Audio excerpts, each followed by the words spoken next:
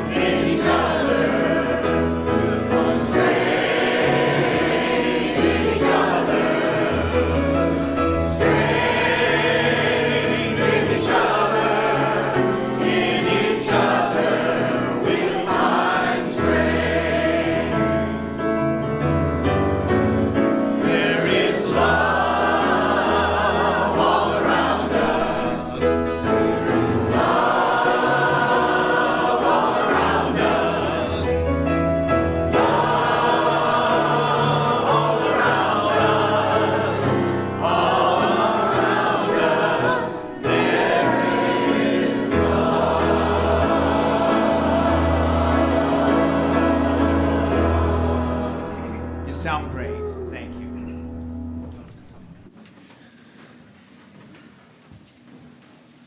Good morning. Welcome to the Olympia Unitarian Universalist Congregation. Thank you for joining us this morning. We're so glad that you're here. My name is Kurt Hill. I prefer he, him pronouns. I'm a member of the worship arts team. I'm a tall white man. I'll be 68 this month. How did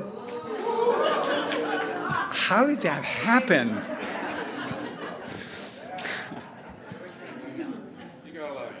I got a long way to go, right?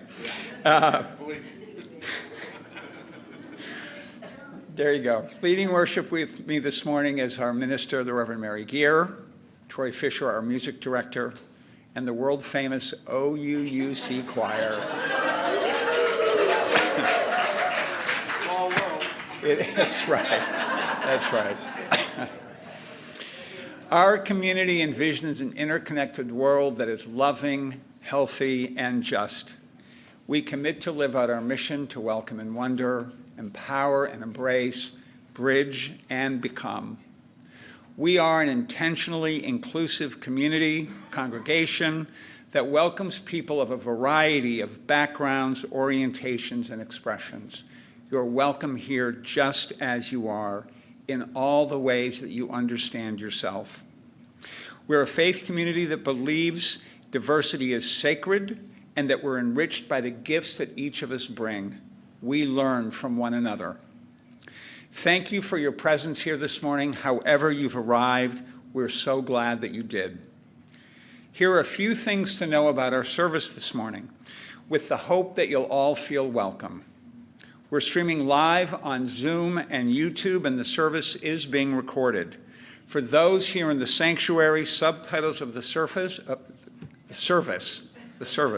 are displayed on the screen up front. And for those of you that are on Zoom, it's posted online. We're a multi-generational community that welcomes people of all ages in the sanctuary. Over here, we have comfy chairs and activities. There's also a nursery care and story time program for the children in the classroom wing. Families, please be where you're most comfortable. There are busy bags in a basket just outside the sanctuary door for anyone ages 5 years and older. If your hands need to be busy during the service, please help yourself. We're grateful for the many hands that make service happen this morning, visible and less than visible. Thank you to all who contribute in so many ways. After the service, everyone will have the chance to discuss reflection questions offered by Reverend Mary. For those online, we invite you to go to a breakout room for a virtual coffee chat. For those in person, please feel free to stay for coffee and fellowship in the Commons after service. There's no forum today in honor of Mother's Day. The OUUC online auction is live, and it's time to start bidding. Make sure you don't get outbid for that thing that you most have your heart set on. There are more than 150 creative, unique, tasty, social, artistic, and engaging items in this year's auction. Thank you to all who donated their specialties and special treasures. Visit the auction website through the link in our newsletters or on the website. If you plan to attend the live auction and dinner this coming Saturday, May 16th, we ask you to purchase your tickets today. The live auction is at Osho Cultural Community Center and promises to be an evening of fun and community. Tickets are offered in increments between $10 and $100, and everyone is welcome. Let's lead with love as we bid and gather. There are many things happening at OUUC. Check out the Tuesday electronic update or the website for the most up-to-date information. Now, let us open our hearts and minds as we prepare for worship. It is good to be together.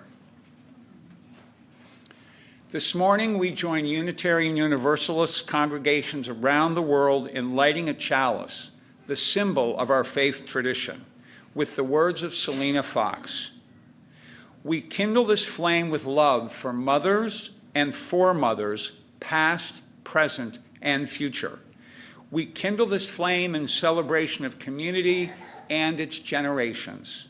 We kindle this flame with respect and support for the greater circle of life of which we are all part.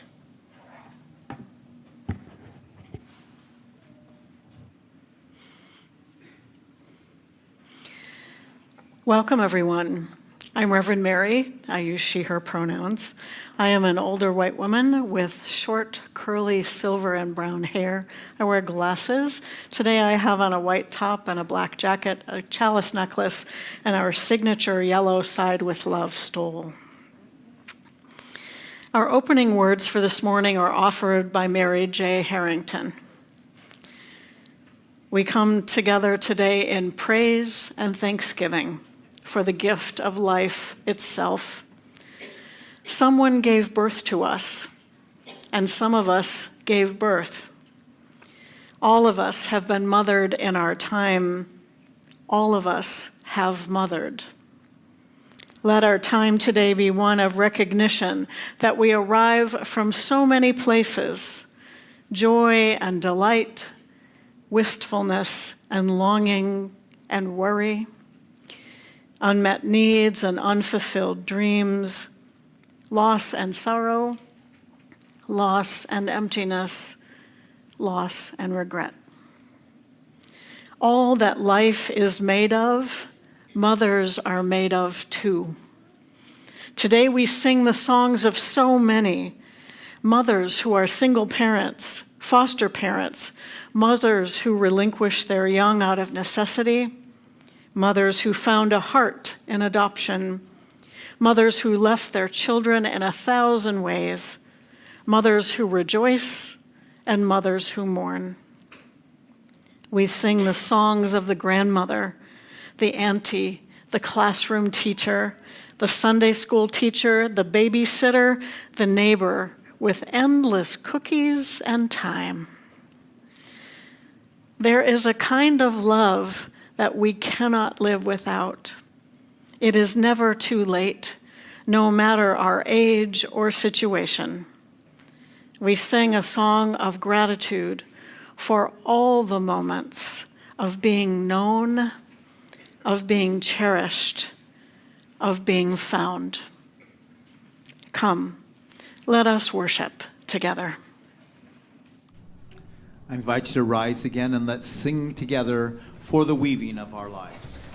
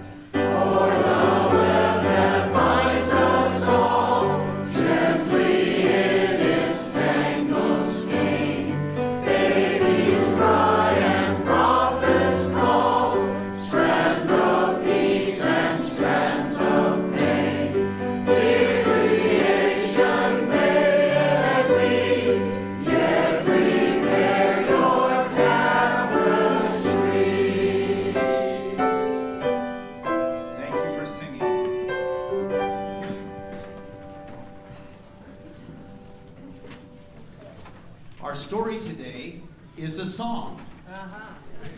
It's a song that was written in 1962 in Soviet Russia, and it quickly became popular and has been translated into many languages and set to many settings.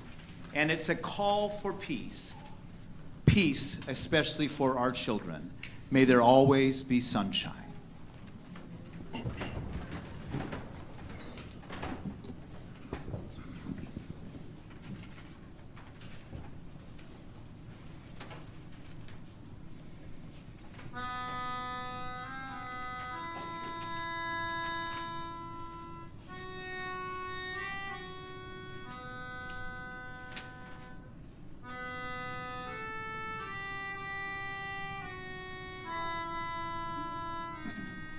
Once upon a time in Moscow, a little boy painted a picture. It had a round orange sun and lots of sky. Underneath it, he wrote a poem that went like this. Pusvigda budyet zasu. May there always be sunshine. Pusvigda budyet nebu. May there always be blue skies. Pusvigda budyet mama. May there always be mama. Pusvigda budyet ya. May there always be me.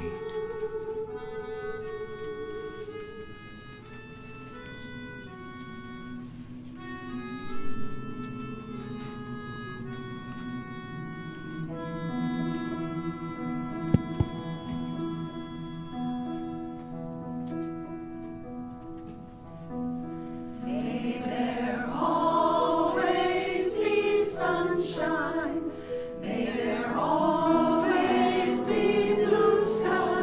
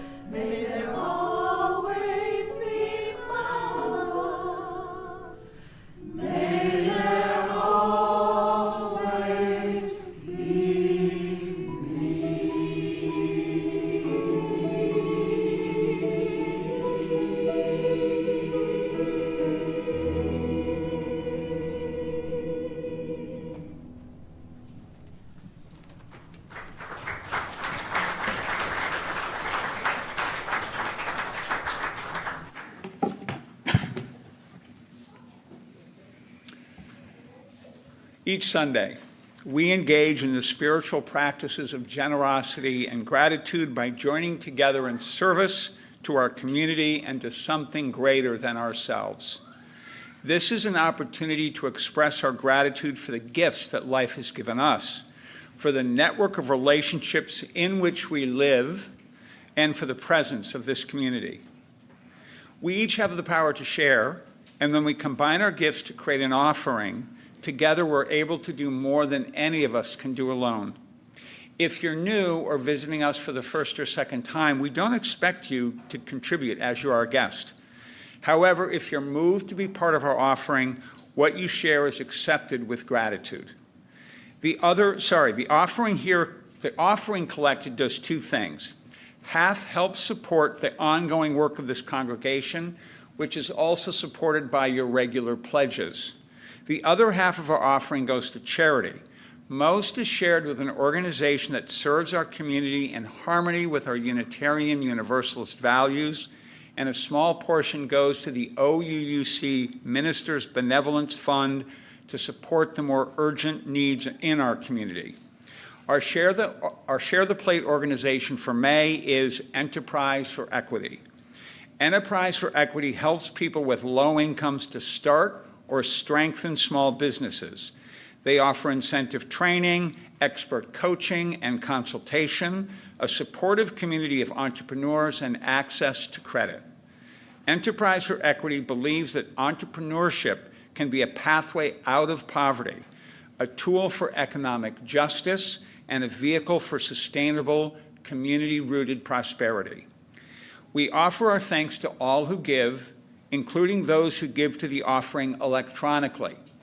You can find out about that in the order of service or on the OUUC website.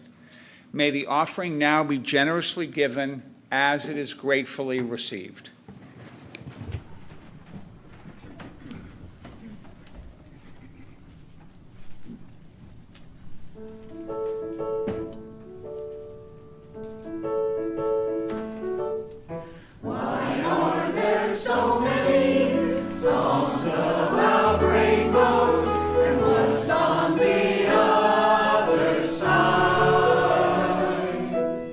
Rainbows are visions, but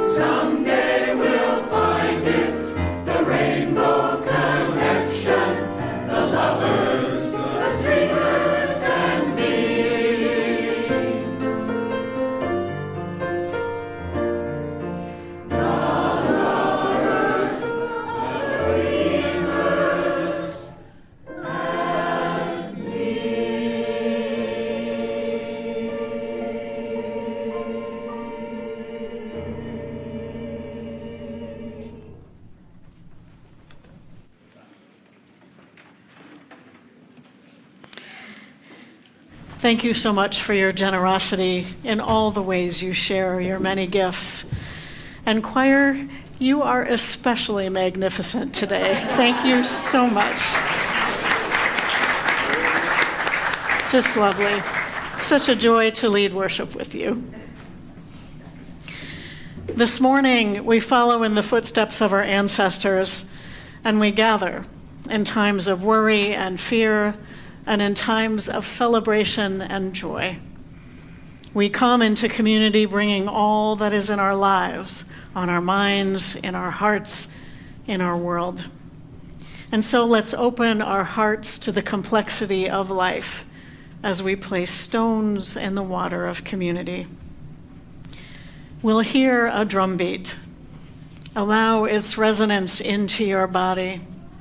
It's the heartbeat of life, the heartbeat of our community. Let's take a deep breath together. Feel the air as it enters and leaves your body, nourishing all of your cells. Feel the earth, Mother Earth, solid beneath us. Feel the warmth of connection.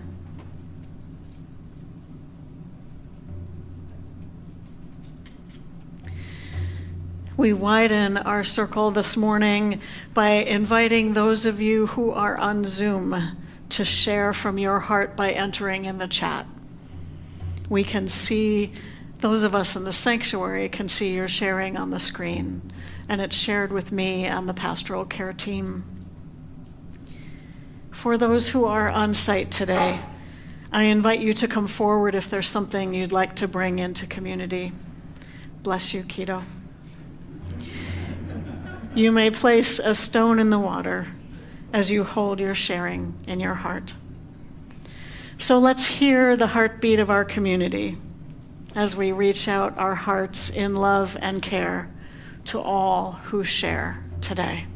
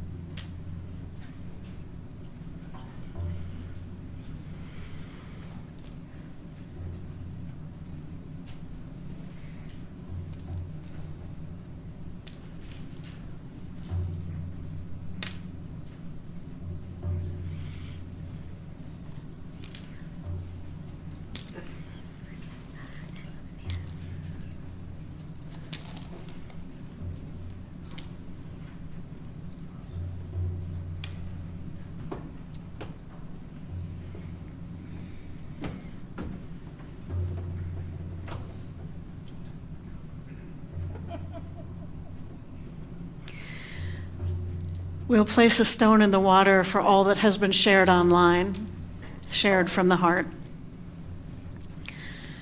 and one more stone placed in the water for all that we hold in our hearts and that remains unspoken this day.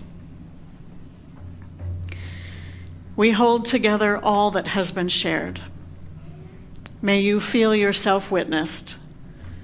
May you know that you are loved.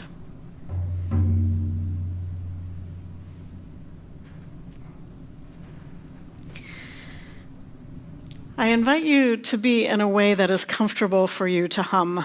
We're going to harmonize our bodies and our breath. In a moment, I'll start humming, and I invite you to hum along with me. You can pick a note and hum. Harmonize, change your note, do whatever moves you. Just hum and enjoy the vibrations that we will create together. I invite you to place a hand on your chest or on your belly so that you can feel the vibrations that you create in your body.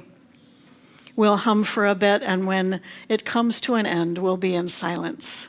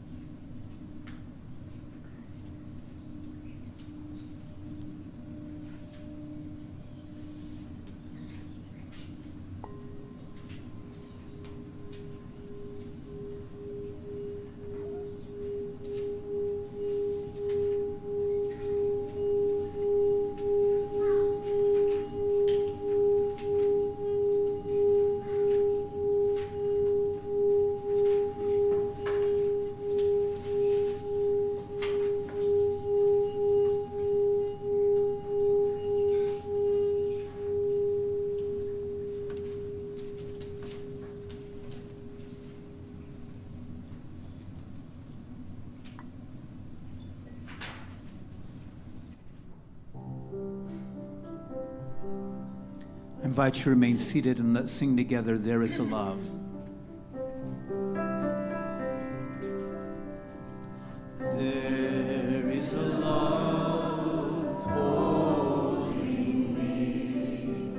There is a love holding all that I love. There is a love holding all. I rest in this love. There is a love holding us. There is a love holding all that we love. There is a love holding all. We rest in this love.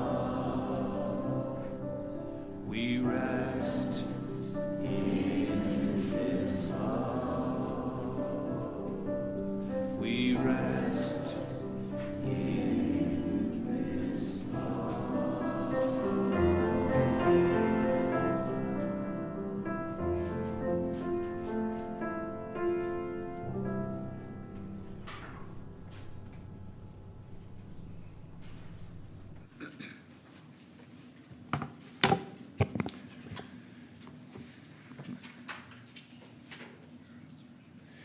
Today's first reading is an excerpt from author, activist, and philanthropist Glennon Doyle from her memoir titled Untamed. In the 1970s, a few rich, powerful, white, outwardly straight men began to feel their money and power threatened by the civil rights movement. In order to regain control, they needed to identify an issue that would be emotional and galvanizing enough to unite and politically activate their evangelical followers for the first time. They decided to focus on abortion. They wrote a new memo using freshly feigned outrage and rhetoric calling for a holy war to lead the nation back to the moral stance that made America great.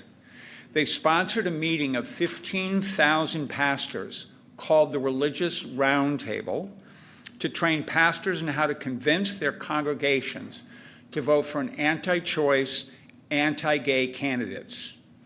The religious right was born. The face of the movement was the pro-life and pro-family values stance of millions, but the blood running through the movement's veins was the racism and greed of a few. This is how white evangelicals became the most powerful and influential voting bloc in the United States and the fuel of the American white supremacy engine. That's how evangelical leaders get away with stunning hypocrisy of keeping their money, racism, misogyny, classism, nationalism, weapons, war, and corruption, while purporting to lead in the name of a man who dedicated his life to ending war, serving orphans and widows, healing the sick, welcoming immigrants, valuing women and children, and giving power and money away to the poor. This is how a political candidate earns evangelical allegiance, by claiming to be anti-abortion and anti-gay, even if the candidate is a man who hates and abuses women, who stockpiles money and rejects immigrants, who incites racism and bigotry, who lives in every way antithetical to Jesus' teachings.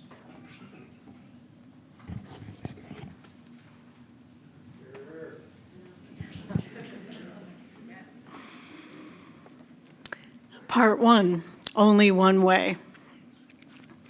Some powerful words, eh?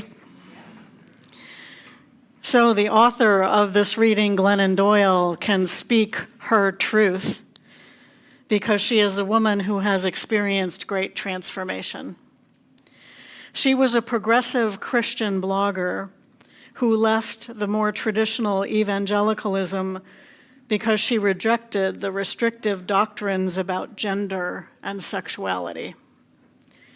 In her memoir, Glennon says of her spiritual transformation, "The only thing that was ever wrong with me was my belief that there was something wrong with me." Doyle is a mother of three, co-parenting with her ex-husband and her wife, Avi Wambach, the former international soccer star. Along with Glennon's sister, Amanda Doyle, Glennon and Abby host the award-winning and wildly popular podcast titled We Can Do Hard Things. This is a modern family making its way in a changing world. In our reading, Doyle describes the history of the religious right and the decades-long work to embed racism and sexism in our government and in our culture, all in the name of Christianity. The use of religion for political purposes is part of what I'll speak about in next week's service on the future of church. Today, I want to explore what Doyle calls the American white supremacy engine.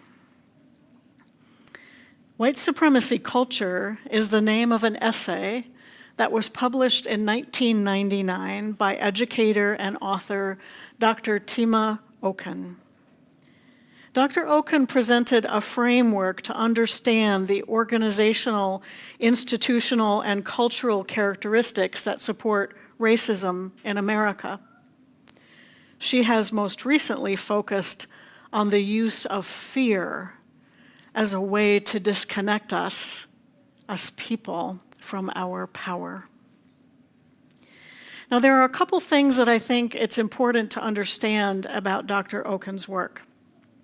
First, the phrase white supremacy culture can be a cause of worry and anxiety for white people, as if it is suggesting that white people are bad. So it's important to remember that no one is saying that white is bad or that white people are bad.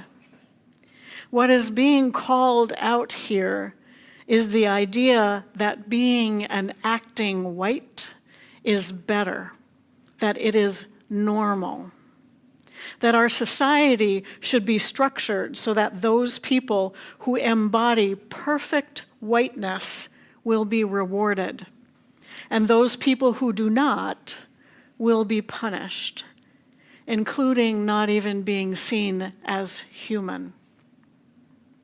It's the idea that those in power should define the standard of perfection and then hold others to that standard while they themselves are not.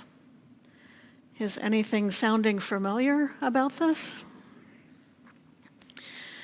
The second thing to understand is that these are cultural characteristics. We individuals may do things that indicate the presence of supremacy characteristics, like perfectionism and either-or thinking. After all, we all swim in the water of racism, and like fish, we don't usually notice. We're not aware of the water that we swim in. But these characteristics are ideas that have been built into our structures, into our government, into our institutions, our organizations, and our laws. And they're part of our large culture. Now, there are some people who are guided by these characteristics as their North Star. And we're seeing that play out on the national stage right now. But many of us may not be aware of how these characteristics influence us and play out in our lives. So we can individually commit to better understand how white supremacy culture has influenced us and work to modify our actions. And rather than heaping shame and blame on ourselves and each other, we can focus on the structures and how they invite and encourage and even sometimes require us to behave in ways that hurt other people. Now, Dr. Okun has a whole long list of white supremacy culture characteristics that have changed over time as she and we learn more. I'm not going to talk about the entire list because, it's a lot. I have in mind an after-service forum about this topic in the future. So for now, if you'd like more information, there's a link to Dr. Okun's webpage in the order of service, and the tech team will put it in the chat for those online. On this Mother's Day, I want to explore the characteristic of white supremacy culture that is named one right way. This is the idea, for example, that there is one right way to be a mother and one right way to be a woman, because the gender binary allows only two choices, after all. That there is only one right way to be a parent, a person, and a human. That the one right way is what is normal and what everyone should aspire to be. And this one right way includes the physical appearance. It includes behavior, and it includes preferences of all kinds. Those in power define the one right way. Who is human and who is not, who is worthy and who is not. We are in a time now when the supremacy culture characteristics are very visible on the national stage and in the public arena, because racism, sexism, and patriarchy are driving the current administration. The recent Supreme Court decision gutting the historic Voting Rights Act, which was intended to protect all voters, especially Black voters, is the latest in this decades-long effort to take over the systems and structures of government, to put in place a society that keeps power for those who are afraid that they are losing what they have. And one of the truths of white supremacy culture is that it hurts everyone, every age, every gender, every race, every body. I recently spoke with the mom of a second grader who is struggling at school. Their kiddo, whose gender assigned at birth is male, uses he, him pronouns. He loves swimming and skateboarding and wrestling with his dad. He also has waist-length wavy hair and loves pink and sparkles and flowy boas. Now, at school, some boys have said that this kiddo can't use the boys' bathroom because he is not a boy. Boys don't wear pink and sparkles or have long hair. And just in case you're thinking, this is a progressive city and a progressive multicultural school.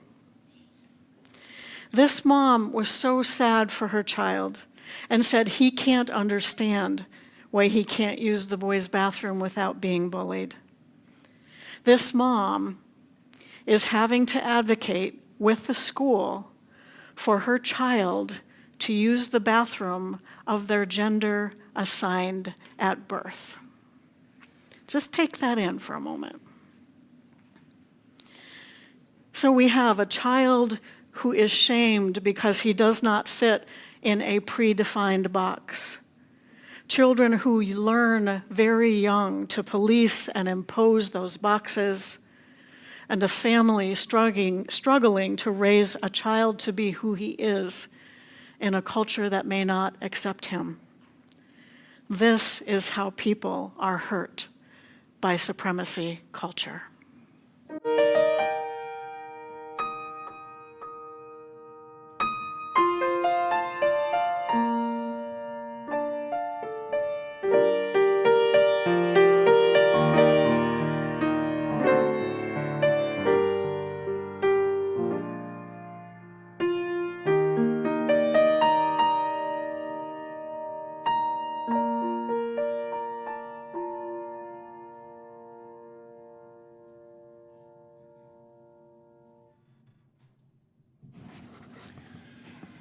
Our second reading is from To All Get Free Together by Chris Crass, an activist who helps white communities fight white supremacy to build multiracial, feminist, working-class communities. Our goal is to join our hearts and minds to the task of destroying white supremacy in every worldview, policy, law, institution, and governing body of our society. For our faith communities to be places of healing from the nightmare of racism that haunts people of color and white people. For our faith communities to be places of nourishment, sustaining the multiracial struggles of our people to advance economic, racial, and gender justice. For our faith community to raise our children of all backgrounds to be freedom fighters and practitioners of liberation values.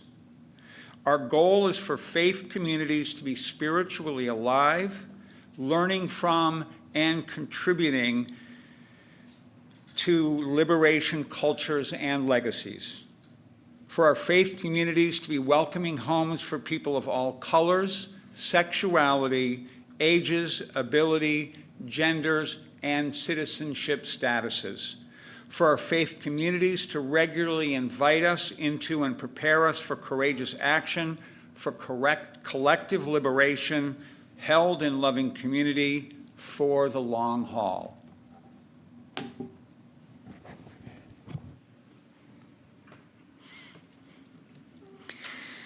Part 2, more than one way. I was a seminarian sitting in a conference room in a circle of chairs with about 35 other Unitarian Universalists. It was a beautiful June day, and we were inside in a convention center for a training on anti-racist, anti-oppression perspectives and strategies. After the usual introductions and orientation, the trainers presented Tima Okun's characteristics of white supremacy culture. I was taking it in my head. Yes, this makes sense. Until we got to the characteristic of perfectionism.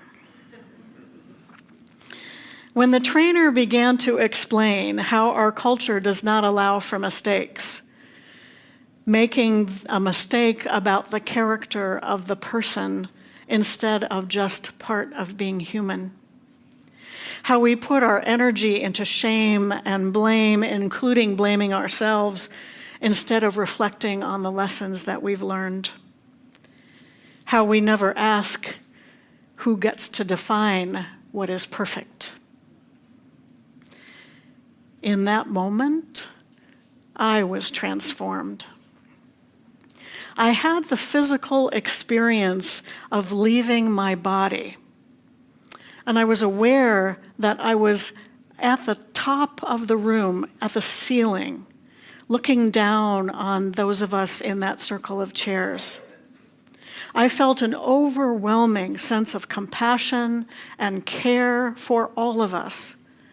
And in that moment, I felt a profound connection to that which is beyond us, that which I call spirit. It was probably just for a few moments, and yet it felt so spacious, like it could have lasted forever.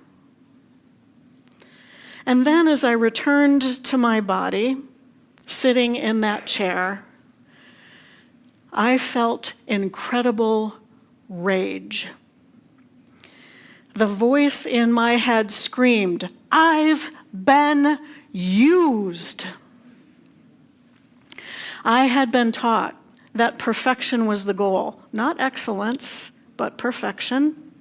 And I was using my life energy to achieve something that could not be accomplished. I was so consumed with being perfect that I could not even pause to consider how dehumanizing and unjust this was, let alone do anything about it. I was being used by the supremacy culture to make sure that this culture continued for those in power. And I would never be the same again. Now, I can't tell you that in that moment I was cured of perfectionism. This is the battle of my entire life. And noticing and combating the characteristics of white supremacy culture is a lifelong journey. What was transformational for me in that moment was the understanding that it wasn't me. I wasn't flawed. I was a human in a system that was set up to use me, and that I could choose to be kinder to myself and to other people. And it gave me a perspective. It gave me a way to understand how oppression works and how it is embedded in our institutions. Dr. Okun writes, "While white supremacy culture affects us all, harms us all, and is toxic to us all, it does not affect, harm, and violate us in the same way. White supremacy targets and violates BIPOC people." That's an acronym for Black, Indigenous, and People of Color. White supremacy targets and violates BIPOC people and communities with the intent to destroy them directly. White supremacy targets and violates white people with a persistent invitation to collude that will inevitably destroy their humanity. The characteristic of one right way means that there is only one way to do and be, and that once people are shown that way, they will see the light and adopt that way, and if they don't, there is something wrong with them. This characteristic also includes 4 others. My favorite of perfectionism, or the idea that it is possible to be perfect and that it's the goal. Paternalism, or the idea that those who hold power know what is right for everyone. Objectivity, or the idea that it is possible to be neutral, that intellect and being rational is the best way to be, and that emotions are dangerous. And qualified, which is the idea that only some people are knowledgeable and skilled enough and are duty-bound to fix, save, and set straight the world. Now, my transformation about perfectionism was tested in my ministry with you when we shut down for COVID 6 years ago. No one knew what was happening, and we were scrambling to figure out how to respond. Everyone was. Perfectionism wasn't even on the radar. We weren't sure we were going to survive, let alone what excellence might be right then. Those of you who were here then might recall that each Sunday we said in the service, "It's about connection, not perfection." And I will confess to you that that was just as much for me as it was for you. I had to revisit then all of the assumptions that I had about what it means to be a leader and what it means to be a professional. And it reminded me that it is always less about expertise and more about relationships. Dr. Oken writes, "Any and all of the characteristics on the list are designed to make us forget that we have access to multiple ways of being and knowing, ways that white supremacy has suppressed and oppressed for the purpose of creating confusion about what is important, while encouraging us to forget what we already know." Now, in her work, Oken offers antidotes to these 5 characteristics of white supremacy culture. They combine into 4 big principles for racial equity. The first is to take risks and learn from our mistakes. The second is to practice transparency. The third is to think and act collectively. And the fourth is to be accountable to people and shared values. Now, you might notice that these principles are consistent with our Unitarian Universalist values. And this is what we are trying to create here in our OUUC community.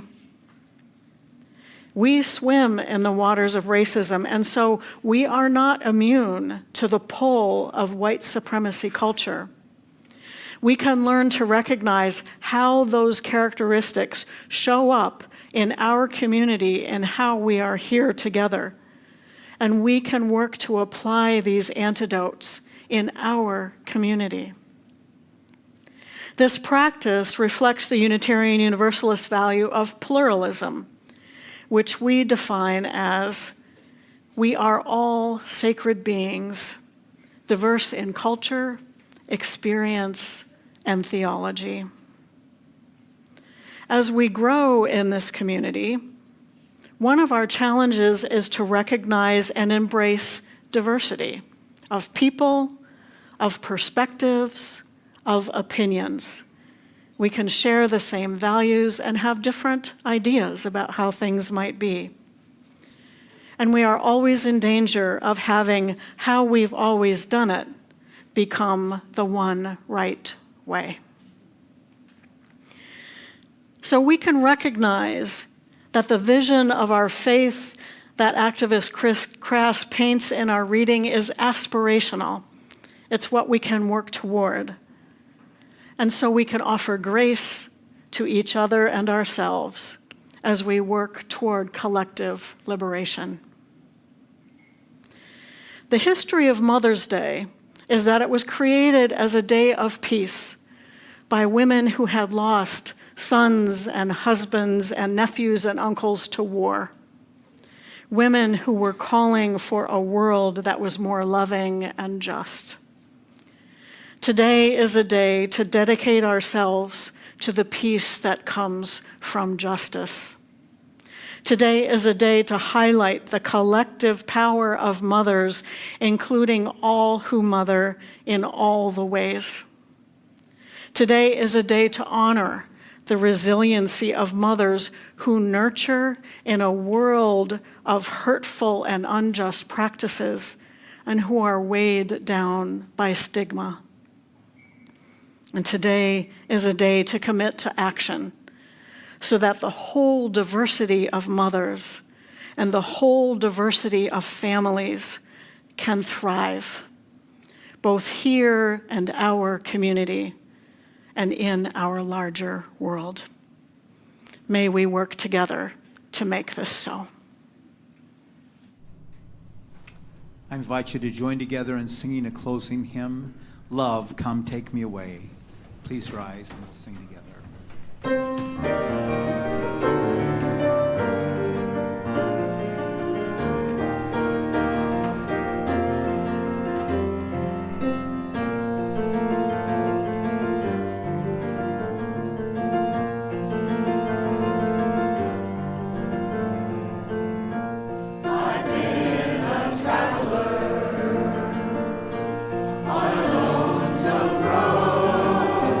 It's winding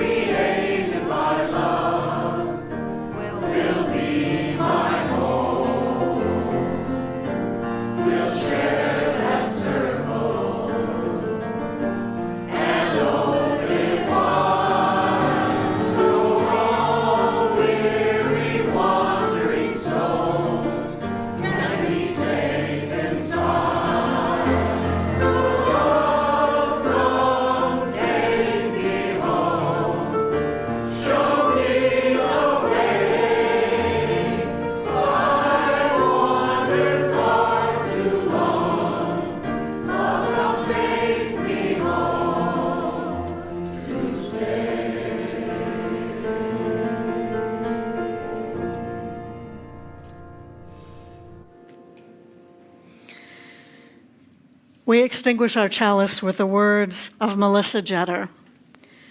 We extinguish this chalice today, but we are illumined by a faith that allows us to sit and think. In this quiet time, we can reflect, meditating on love and growing out of our comfort. And though we experience discomfort, we are excited to give birth to a new, just world. May you go with joy, go with commitment, go with love. Happy Mother's Day.